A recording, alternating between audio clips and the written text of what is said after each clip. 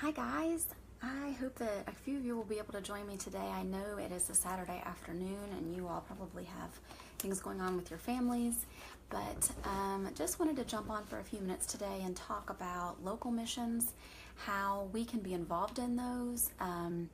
Megan talked a little bit in one of her live videos recently about how to get involved with an organization that she personally knew with our friend Jordan Carmack, who's on here, and that was a great demonstration. So I hope that you had a chance to watch that live or to go back and watch it later. There are so many different things that we can be involved in, but sometimes it's a little bit overwhelming to know even where to begin. So I just sort of want to give you my personal I don't know if testimony is the right word, but just some of the things that I've been able to be a participant in and how they have helped me. And I would love to hear your feedback if you've had a chance to do any of these things, or if there's something in your town specifically that you know of that you could suggest that we might look for in all of our individual hometowns where we are. So I have been on a couple different mission trips as a teenager. I haven't had a chance to go recently, but I went to St. Thomas.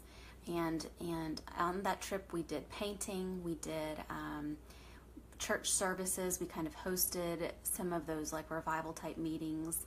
We also had the opportunity to meet some of the locals and sing for them, and so it was just really an encouragement mostly to the missionaries, I feel like, more than anything, but especially the men were able to do some more manual labor like painting buildings and doing some construction type things. Then I went to Brazil, and by the way, if you ever want to go to Brazil, I do not recommend going in the summer, because if it is summer here, it will be the North Pole there. So it was probably the coldest I have ever been in my whole life, cold showers and everything, but it was so worth it. We just had such a great opportunity just to spend time with the missionaries and get to know several of them. We had supported several through our church, and so it was just a really great blessing to be able to personally meet them.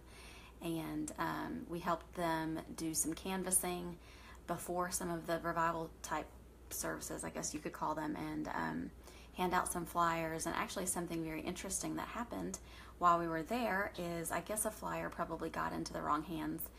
And during one of our revival meetings, there were so many people at the meetings that there were people like filing out the door, like not even everybody could fit inside. And so what they did was, while I guess there were just so many people mingling around that nobody was really paying attention, but somebody was able to break in through one of the windows on our bus and steal a bunch of things. And so we were just really devastated when we found out about it, of course, but in looking at what was still left, we had sort of like curtains hanging up over some of the windows, and the ones in the back didn't have the curtains shut. But right when the curtains started shutting, at the kind of like midway through the bus, someone, I think it was my youth pastor, he had left in his seat like our passports and a whole bunch of money to help us get back home, and all his laptop, and like all of it was sitting in the seat. And that was where they stopped, because the curtains had started being pulled open, and so they were afraid people would see them. But it was really a blessing in disguise to look back and see how the Lord had just provided and given provision. And so just lots of neat things. I've also been to Nova Scotia, where we were able to go help a church plant there and just do, again, painting and that type of thing. And when I was discussing with a friend of mine who goes on a mission trip almost every year with her teenage daughters, she was telling me that her husband often has said, I just really feel like it's such a waste of money to go on a missions trip, because you could just send that money over there and it could be so much more effective. But instead you're using that money for you to go over there, and that seems kind of selfish. And she said, yeah, but first of all, your life is going to be so changed by doing that. And I can speak from personal experience that is very true. In fact, I don't know if I set my laptop on it, but I'm going to try to pull it out here. I have a scrapbook of all of my missions trips, and I don't think you're going to really be able to see much of anything, but it has been so cool to go back, even just in preparation for this event, and just to read over some of the things the Lord did while we were there, some experiences that we would never have had we not gone, the people whose lives we were able to touch. And so this was Brazil. This was St. Thomas. So it was just really a sweet time to just be able to write these things down and remember. And, we see the children of Israel being told so many times by God to make that tower of stones, make that memorial, and remember what Christ has done. And so I think sometimes when we are in our little comfort zone, in our circle, we don't do that because it's just comfortable and familiar. But it's when we take these leaps of faith and we raise money we thought we might never be able to raise, and we are able to go in and just minister in ways we never thought we could, that the Lord just really is able to show up, and we just give him those opportunities to do that. So yeah, Jordan, it was a really fun time. I loved doing it. So I highly recommend that if you've had a chance to go on any sort of a trip like that, that you make a remembrance so that you can go back and look later and see what the Lord has done. So I wanted to tell you a little bit about just, sorry, now I feel like you're topsy-turvy on me. I just wanted to go back and talk about some of the things that we were able to do. And one other thing I wanted to mention too, not just about like our personal life change, but oftentimes the missionaries are the main reason that we go. Like, I think I've often thought that missionaries were like superheroes, that they were like these awesome people who never got discouraged, and they were like always on fire for the Lord and always happy no matter whether they've eaten rice and beans every single night for dinner for the last month. They're just so incredibly grateful, and I just had hold them in such high regard, and I still do. But after having a few missionary friends, I've realized that they're human too, and so there are times when they just really need encouragement. And so a group from our church went to Kenya last year with some of the teenagers, and they said that the missionaries there were just really discouraged, and so it was a sweet time to be able to just encourage them. And that's something that you're sending money isn't going to do. It's going to be you going over there personally and getting to know them and asking them questions. And that's actually one of the things I wanted to talk about next. One of the ways that I think we can be involved in local missions, because some of you may say, you know what, I would love to be involved in missions, but I don't have time, or I don't have money, or I don't have the resources, or I don't know where to begin. This might seem silly, but one of the ways I think that you can invest in the kingdom is by listening. So let me explain what I mean. I recently read an article online written by an MK, a missionary kid, and she said in there just some really vulnerable things about how it feels to be a missionary kid. And she said that like a lot of people would strike up conversation with them, but they'd be really surface questions. I think she said that the number one question that she always got asked was, I bet it feels good to be back in your homeland. And she was like, sometimes I didn't know how to answer that because I have never felt so out of place in my whole life being back in my homeland. I kind of wish I was back overseas doing what I do best and where I've been for the last several years of my life. So one of the things that I learned just from the article was that a lot of times they just try to be quiet. They just try to like ignore, not in a rude way, but they just know they're not going to fit in. And they've tried that before and it doesn't work. And so they said, we just really want you to listen and we want you to hear us. And so because I have a feeling that several of us have missionaries that come to our churches, I just wanted to kind of throw this out, and I'm going to also share this link as well. In fact, let me do that right now before I forget, if I can talk and do this at the same time. I will put that link to the article because I really feel like it was so incredibly helpful for me personally to read that. And it has some questions on there that you can ask, whether you're going to coffee with them or whether you are just talking to them in the church lobby. In fact, she has them even, she differentiates between something you'd ask in the lobby and something that you would ask if you took them for coffee. And if any of you have had a missionary friend, I would love to hear your comments or your feedback from this. But one of the things that she said, there were like 5 questions you could ask just in the church lobby, and I'm just going to go over them real quick, but I did post the link there, so y'all can go there and read it later if you like. The funniest thing that's ever happened to you overseas. What do you miss most about your host country?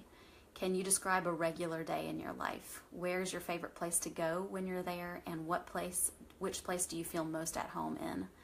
And then some coffee shop questions, which are, What is the hardest and the best thing about being a missionary? I think sometimes we either think, we over glamorize it like I did, thinking like they're just super happy all the time. And then sometimes I think we think, oh my word, that's got to be so hard. There's no way I would ever want to do that. But there are good things and bad things. And so sometimes it's good for them even to just be asked that question, to go back and realize some things they may not have recognized before. What characteristics of your host country's culture have become a part of you? What scares you most about going back to your passport country? What are some of your deepest losses as a missionary? Because missionaries do give up quite a bit and they sacrifice a lot to go over there. And then the last one seems kind of simple, but how often do we fail to ask this question? How can I pray for you? And in the article, she talks about that there was a lady that came up to her at one of her missions meetings at church, and she said, hey, so I was just wondering how I could be praying for you. And she said she just sort of started to talk about like, well, pray for the people that we've left back home, pray for our ministry. And she was like, no, I've already talked to your parents about all that. I wanted to know personally like how I can pray for you. And she said that she got tears in her eyes because she'd never had anybody ask her that question. And I think I'm probably going to say this again later too, because I just think this is probably, and I won't speak for Megan, but I really want missions to be something that is so saturated in my life that it's not just something that happens randomly. I want it to be something that really just takes place every single day in my life. I don't think I have a lot of you on here because of it being a Saturday and being in the afternoon, but if you're able to watch later, I would love to know how many of you still have grandparents that are living and what the effect of their life on yours has been. And I'm going to come back to that in a little bit, but I think that every single day needs to be a focus of missions. And Megan asked in our live discussion on Thursday, she asked us to just think about how we can be spreading the gospel even to our families. That seems to be some of the hardest people in order for us to reach is our families, and that can be because we're either too comfortable with them or we're not comfortable enough, or we don't want to break ties. But I really think even in listening is a key in those things as well, because it's important for them to know that we care about them. Because if they don't know that we care about them, how are they ever going to realize that Jesus cares about them? In fact, Scripture even says, if you can't even worship me who you've seen, how can you love the people that, or if you can't even love me, if you love me and I'll get it right in a minute. If you love me and you haven't seen me, then how can you not love the people that you have seen? I think I got it right that time. Hey, Tori. Oh, wow. Yes, you are so, so blessed. And I'm assuming that they're Christians and have left you quite a legacy. I am headed over in a little bit to celebrate my grandfather's 80th birthday. It's going to be such a special time, but he has left us such a great legacy, and I've been blessed to have grandparents on both sides that are still alive, and just the legacy that they have left me, their Christian legacy, their godly legacy. They pray for us. My grandmother prays for me more than anybody else on the planet. She is such a blessing, and I know that there have been many answers to prayer because of her ministry to me.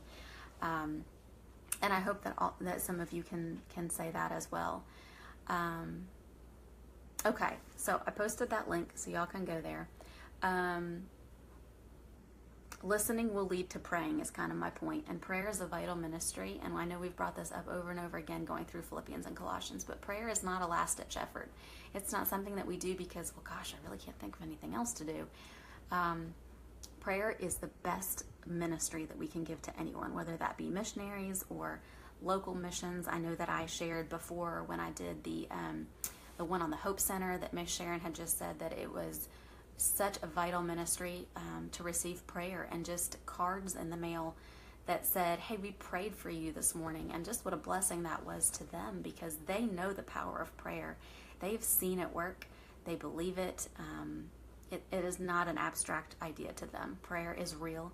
And So I think that that's just really something I want to specify, as I'm going to talk now about some local missions that you may be able to be involved in your county, where you are. I know that we're all from different places, so we may not all have the same things, but I'm just going to kind of tell you some of the things that we have here in my hometown, some local missions that you can be a part of, and it may not require a lot of money. It may require some time, and I know time is money, ladies. I don't take that for granted, but maybe if you could just pick one thing a month to start off with, and then I think you'll see that the benefit from helping and being involved and volunteering in these places is huge, and then you can maybe up it later. But I've already mentioned the Hope Center. I did a video on that, so if you missed that a couple weeks ago, I hope you'll go check it out. But if you have a pregnancy crisis center in your hometown or anywhere near your area, I highly recommend just giving them a call and asking them what they need. It could be, helping to teach a class. It could be mentoring a girl a couple times a month just to be another voice, another caring heart. It could be volunteering to sort clothes into the right sizes, or whatever it may be. But I know that there are lots of different areas you could help there. Another place that we have in Greenville is called Healing with Flowers, and so one thing they do is take flowers that are left over from weddings or from funerals, and then they kind of like disassemble them and organize them like pink roses and yellow daisies and foliage and greenery over here, and then they make brand new bouquets and put a little encouraging note on them, and then they take them to nursing homes and retirement centers and even hospitals and redistribute them for free. And I think I may have mentioned this in one of my last, maybe a live video before, but it's worth saying again. There was a 90-year-old lady, I think she was in a nursing home, and a man happened to be delivering the flowers that day.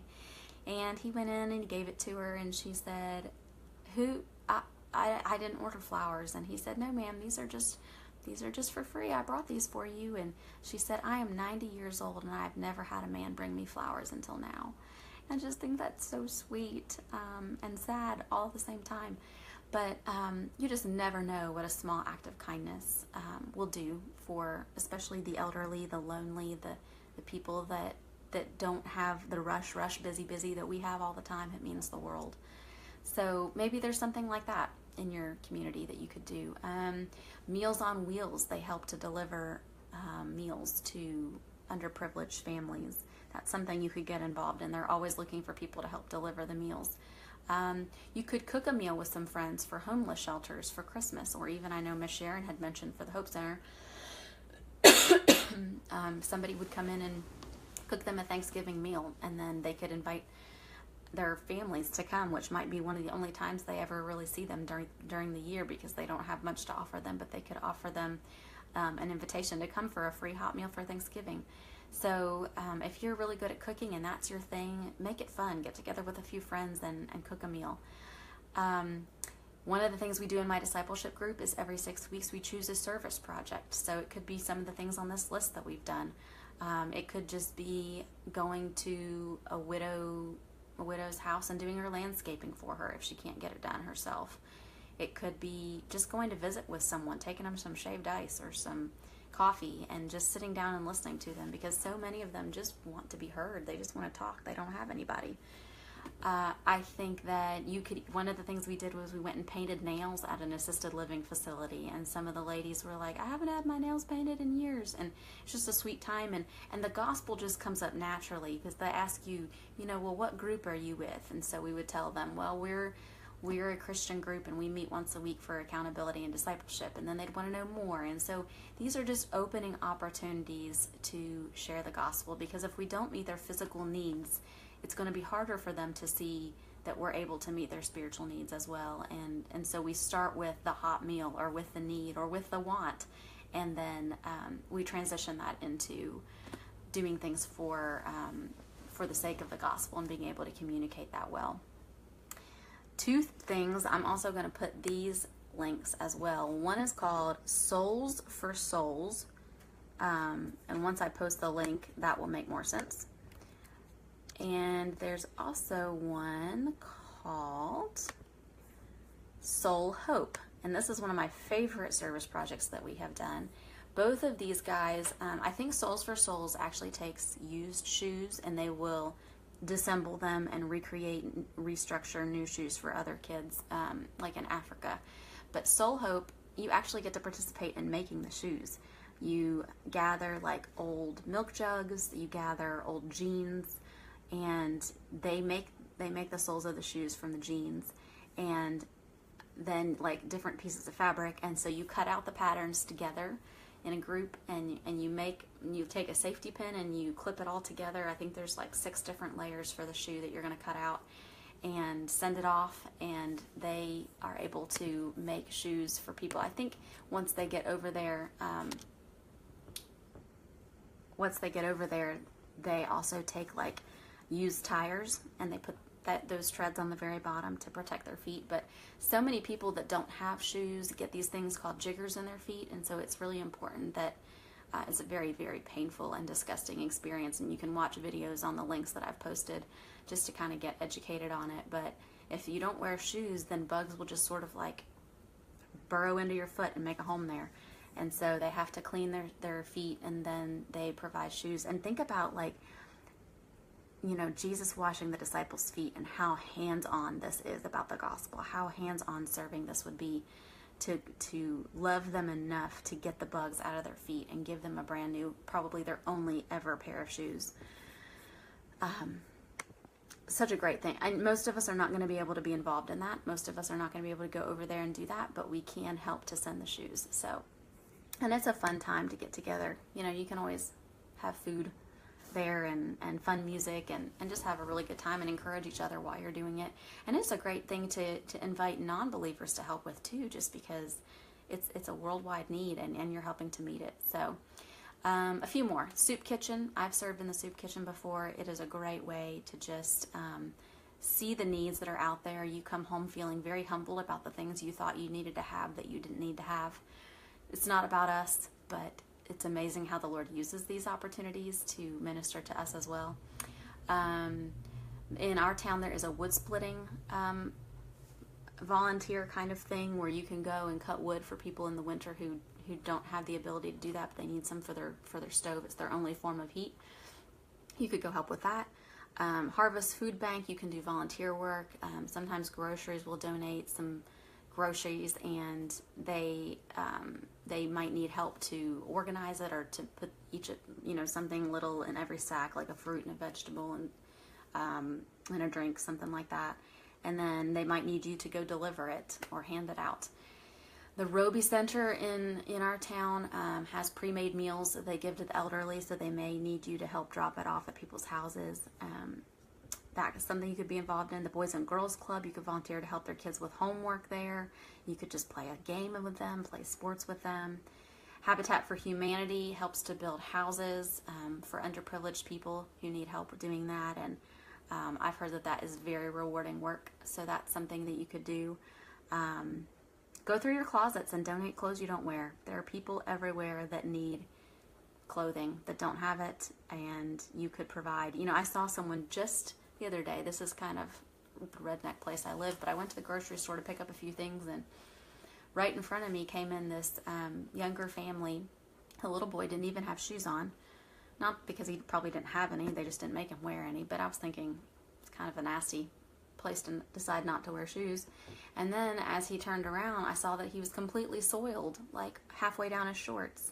So I don't know if he wasn't wearing diapers or if they were really clean, and I don't know, but it reminded me that there are just people even in our hometown that don't understand sanitary conditions. They don't understand how to keep themselves or their children clean, and it's very sad. But even just, if it was a pair of shorts that was clean, but she just couldn't get the stain out, I'm sure that my brother or my nephew have a pair of shorts that, you could give to someone in need, and it could just be that they can't afford it. So there's just lots of opportunities to be involved in. I have found that in doing all of these, again, this is not about me, but I've just found that in doing all of these things and participating, the more often that I do it, the more the more I'm thinking about heavenly things and less about earthly things. And we've been talking about that throughout Colossians, putting our minds on things above and not on things of the earth. So what about y'all? Do you have any ideas? Do you have anything local that you've participated in, and something that you want to share with us that I may not have mentioned? There, speaking of clothes, there's a place called Appalachian something or Ministries maybe in Greene County, and they provide clothing that you can go and help do that. And one of the moms in my discipleship group said that she takes her daughters one Saturday a month and they go in and help volunteer there, and they do it as a family. And I think that that's great. It's never too early to get started teaching your children about missions and how to be involved in outreaches, local outreaches. I'm just really a firm believer in meeting their physical needs first, and then their physical needs. It will just open up doors you never knew that you had. So one of the things that I have just been really convicted about recently, and I was actually on Pinterest the other night looking for something to do, but I want my neighbors to know that I'm a Christian, not just because my car leaves the driveway every Sunday, not because they see me dressed up going somewhere, but because they see me reading my Bible on the porch. Because when I stop to talk to them, I mention God. And one of the things that I would love to do, either for Christmas or even before that, is just to do up a little something and take it to all my neighbors and put it in their mailboxes, or hang it on their doors, because we've got some really sweet neighbors. We don't live in a neighborhood per se, but we probably have 10 neighbors that live around us. And I'm just really convicted that the people that live in closest proximity to us should know that we are Christians by our behavior, by our lifestyle, by the way we reach out. I know there are some neighbors that really want to stick to themselves, and that's fine. But they'll always appreciate some cookies or, something. Having a cookout in the backyard and inviting the neighborhood. I want them to know that it's not just a religious something that I do on Sunday, but that it's something that I live throughout the week. So I've already mentioned, like Megan had mentioned on Thursday, about reaching out to your families. And what about if you carried like a small little notebook around with you when you went to family reunions, and just sort of wrote down at the end of each one, or even when you've just been on a walk and you've been chatting with your neighbor, and just write down the things that they mention and follow up with them the next time you see them and ask them about those things. I hope that our families, of all things, will know who we serve. And I'm sure with Facebook and social media, we just assume that everybody knows. But we all know that there are a lot of people who say that they are believers but don't live it. And so let's just be different. Let's show them that it's not just a Sunday morning thing, that it's something we live all throughout our week. And let's just really make an effort to listen, to pay attention to what people tell us, to pray for them, and then use that as a good reason to reach out again and say, I've been praying for this, how is it? I have several unsaved friends that will ask me to pray for things because they know I do, and I don't know that they will ever become a Christian, but I know that they trust me to pray, and that opens doors of opportunities for us to chat about it because they're willing to do that. So